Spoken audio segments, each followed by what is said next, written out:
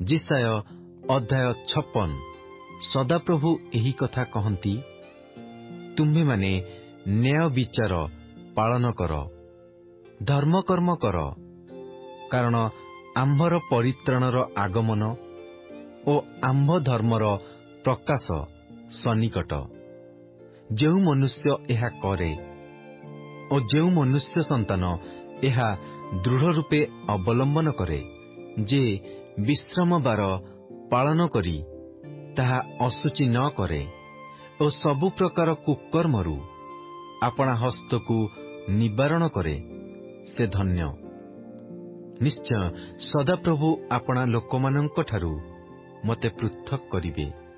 एहा सदाप्रभुंक ठारे आसक्त विदेशी लोक न कहू, अथवा देख मु गोटे शुष्क वृक्ष, एहा नपुंसक न कहू, कारण नपुंसक मानक विषय सदाप्रभु एही कथा कहती, जो माने आम्भर विश्राम दिन पालन करती ओ आम्भर तुष्टिकर विषय मनोनीत करती ओ आम्भर नियम अवलंबन करती, सेमानंकु आम्भे आम्भ गृह मध्यरे ओ आम्भ प्राचीर भितरे पुत्र कन्या अपेक्षा उत्तम स्मरणार्थक स्तंभ ओ नाम देबा।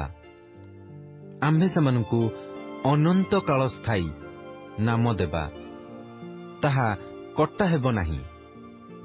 आहुरी जेउ विदेशीय माने सदाप्रभुंकर परिचर्या करिबा पई ओ सदाप्रभुंक नामकु प्रेम करिबा पई ओ ताहांकर दास हेबा निमंते सदाप्रभुंकठारे आसक्त हुअंती, अर्थात जो माने विश्राम दिन पालन करी ताहा असुचि न करती ओ आम्भर नियम अवलंबन करती, से समस्तंकु आम्भे आपणा पवित्र पर्वत को आनिबा ओ आम्भर प्रार्थना गृहरे सेमानंकु आनंदित करिबा।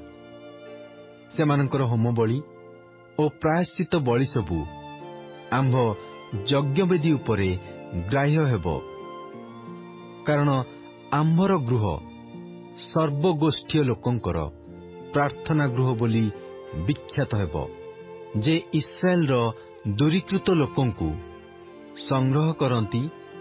सेही प्रभु सदाप्रभु कहती, ताहार संगृहीत निज लोक छड़ा आम्भे आउ लोकमानंकु ताहा निकटरे संग्रह करिबा।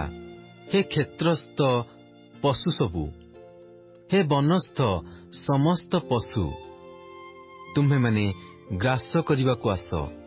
ताहार प्रहरीगण अंध, से समस्ते ज्ञानहीन, से समस्ते घुंगा कुकुर, से माने भुकी पारंती नाही, से माने स्वप्नदर्शी निद्राळु, ढुळाइबाकु सुख पांती। आहुरी सेही कुकुर माने पेटुक, से माने केबे तृप्त नुहंती।